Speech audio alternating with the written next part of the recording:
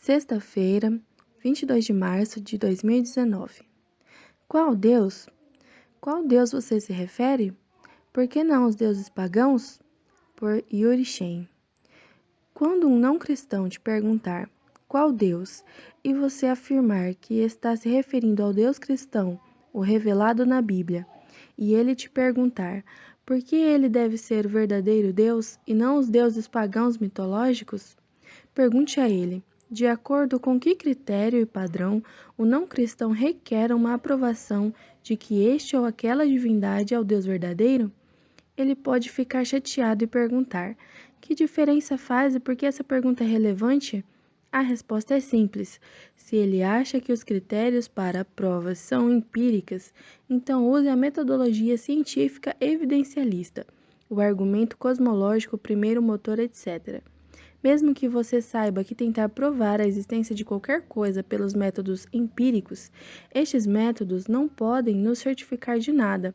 O não cristão assumiu que acredita no empirismo e os argumentos da apologética evidencialista, embora falhos, são melhores que os argumentos dos não cristãos. Embora sejam falseáveis, após demonstrar o argumento cosmológico, por exemplo, você vai ter demonstrado a necessidade, segundo os padrões empíricos do não cristão, da existência de um Criador. Só nesse argumento, você já descarta várias divindades pagãs. Por exemplo, Zeus, na mitologia pagã, não criou o mundo já existia. Zeus não é a primeira causa do universo, bem como todas as divindades do Olimpo. Isso se aplica à maioria das divindades pagãs, pois o argumento da primeira causa alega que Deus deve ser a primeira causa do universo. Outra coisa, esse argumento também remove um Deus que faça parte do universo, segundo os padrões empíricos, pois Deus é a causa e transcendente ao mundo que ele criou por necessidade. Se você pegar os deuses gregos mais antigos, como Urano ou Gaia, eles são o próprio universo ou parte dele.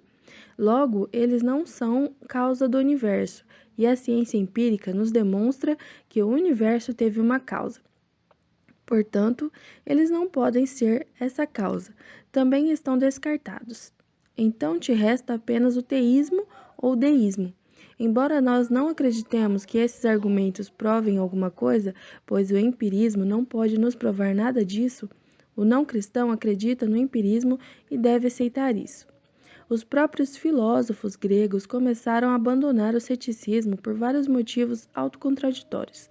Zenão de Eleia, 490-485 a.C., a 530 a.C.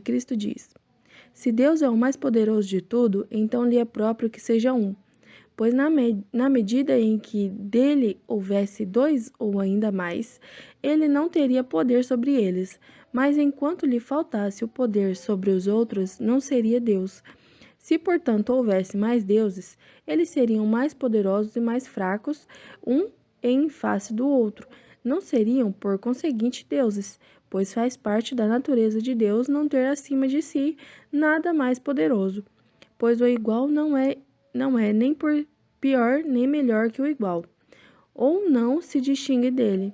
Se, portanto, Deus é, e se ele é de tal natureza, então só há um Deus, não seria capaz de tudo o que quisesse, se houvesse mais deuses. Vincent Young comenta em seu livro Confrontações Pressuposicionais: Deus é transcendente, o que significa que é distinto do universo, embora também seja imanente, pois Deus criou o universo e agora sustenta e causa todos os eventos nele. Por outro lado, os deuses mitológicos dos atenienses faziam parte do universo, assim como os deuses nórdicos e todos os deuses pagãos. Paulo afirma, porém, que o Deus verdadeiro não habita em santuários feitos por mãos humanas, verso 24, e que ele não é servido por mãos de homens, como se necessitasse de algo, verso 25. Paulo lida com a natureza de Deus com ênfase específica porque remete às religiões gregas populares de forma específica. O resto da Bíblia nos dá informação suficiente para sabermos que a nossa visão de Deus diverge de todas as religiões e filosofias não cristãs. e devemos adaptar os nossos comentários a essas religiões e filosofias. Quando nos dirigimos a elas para evidenciar as divergências, claramente contradizemos os ateus e hindus em suas visões de Deus. Contudo, até cristãos professos negam que diferimos radicalmente dos mórmons e muçulmanos. Tais pessoas são ignorantes, tanto da teologia cristã, a qual condena todas as demais religiões, como das religiões não cristãs que contradizem a revelação bíblica em cada ponto principal. Depois de demonstrar pela própria cosmovisão do não cristão que é inconcebível qualquer divindade que não seja um Deus transcendente, agora a investigação seria sobre quem é esse Deus, e se o não cristão continuar defendendo o empirismo, pois para negar esse argumento ele deve rejeitar o empirismo, pois uma negação do argumento é uma negação de que as sensações podem nos passar qualquer conhecimento. Portanto, você passa agora para o argumento da veracidade das escrituras sagradas. Na manuscritologia, se ele aceita a ciência empírica e a história, ele deve aceitar a escritura como um livro histórico, visto que há mais provas históricas para a escritura do que para qualquer literatura que temos. Passamos agora a examinar o que a escritura diz, e você pode passar a argumentação das profecias bíblicas. Por exemplo, eu gosto muito de usar o Salmo 22 nesse salmo. Você vê o sofrimento de Jesus descrito por Davi 1000 anos antes de Cristo. Depois podemos usar Isaías 53 e depois diversas outras profecias bíblicas. Sobre a veracidade do Novo Testamento e da ressurreição de Cristo como provas, podemos ir para as 500 testemunhas oculares que viram Jesus. 1 Coríntios 15. Também podemos usar os mártires como prova de que eles realmente testemunharam a ressurreição de Jesus e por isso morreram pela sua fé. Aqui, o não cristão pode cair em um ceticismo. Ele vai dizer que essas provas não são suficientes. Ele pode ficar irritado, ele pode tentar solapar essas provas com outros registros apócrifos, mas aí ele já está negando o empirismo. Como assim? Nenhuma prova é suficiente para que ele creia, simplesmente porque jamais podemos ter certeza através da experiência empírica. Nem mesmo o não cristão pode usar qualquer documento como argumento empírico. É uma autocontradição.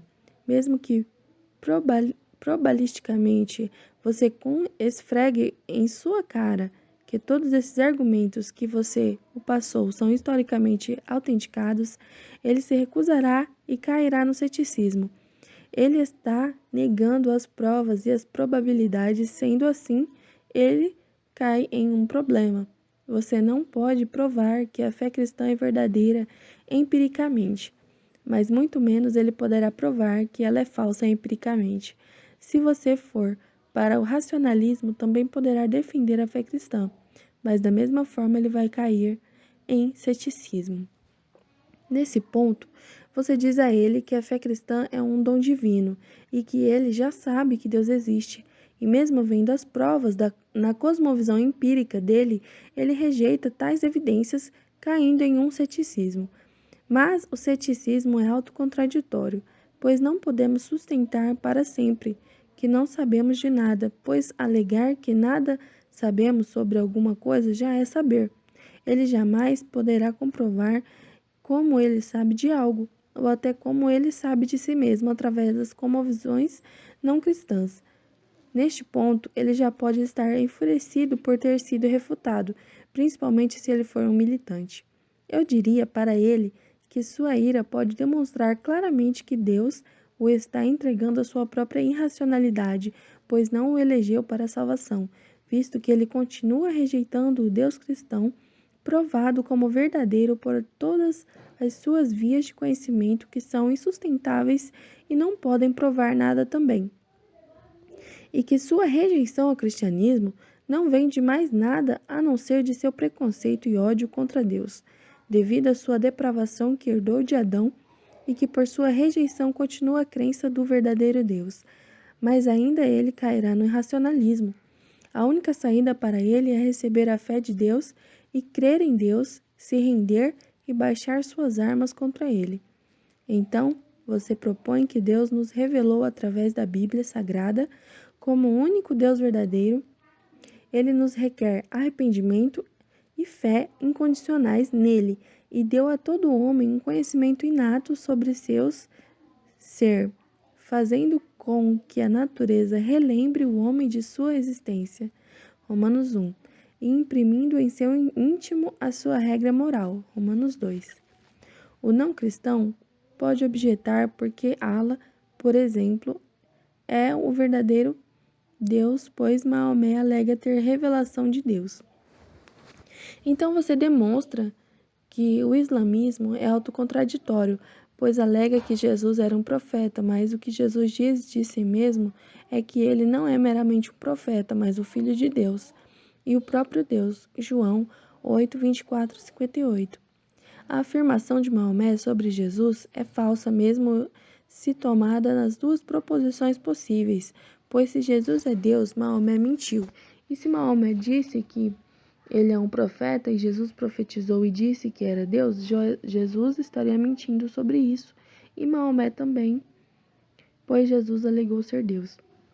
Da mesma forma, outras religiões que usam a Bíblia como base, dizendo serem uma revelação além da Bíblia, se autorrefutam, pois a Bíblia afirma que não haverá outra mensagem para os homens serem salvos. Gálatas 1, 8 e 9. Isso elimina crenças, seitas, heresias que se fundamentam sobre a revelação cristã, como o mormonismo, por exemplo. Vincent Young comenta sobre isso em Confrontações Pressuposicionais. Os mormons sequer são monoteístas, pois afirmam que Elohim é Deus apenas deste mundo e que há muitos deuses para muitos mundos diferentes e que a salvação de um homem é a sua obtenção de natureza divina para governar um mundo em particular. Eles fazem de Elohim e Jeová entidades diferentes, de modo que Jesus é Jeová e foi criado pela união sexual de Elohim e Maria. Os cristãos podem rir da reivindicação mórmon que o Jardim do Éden se localizava no que é hoje a cidade de Independence, no estado de Missouri, mas quando os mormons fazem de Satanás o irmão de Jesus, cristãos e não cristãos deveriam ter bom senso suficiente para notar as diferenças entre o cristianismo e o mormonismo. Mas, claro, pessoas idiotas mesmo assim insistem que os dois estão essencialmente em concordância. Naturalmente, alguns mormons dirão que essa é uma distorção de suas crenças, mas é provável que eles mesmos não saibam o que o mormonismo de fato ensina. Em todo caso, como a fé cristã foi de uma vez por todas confiada aos santos, Judas 1:3, ela não está sujeita a revisões ou acréscimos.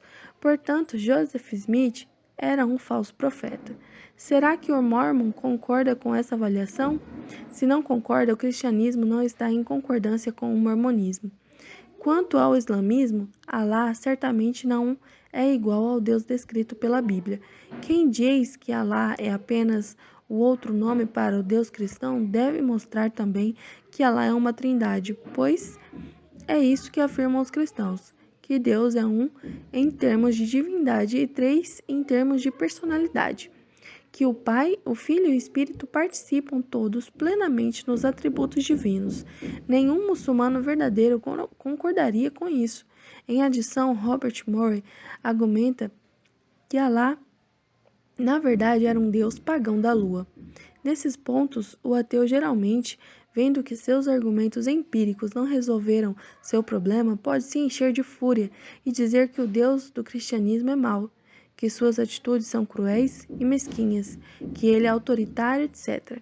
Então vem a pergunta natural: de acordo com que padrão Deus é horrível? O não cristão não tem como justificar a sua objeção de que algo é injusto, se não houver uma regra máxima de moralidade, e essa regra máxima vem de Deus.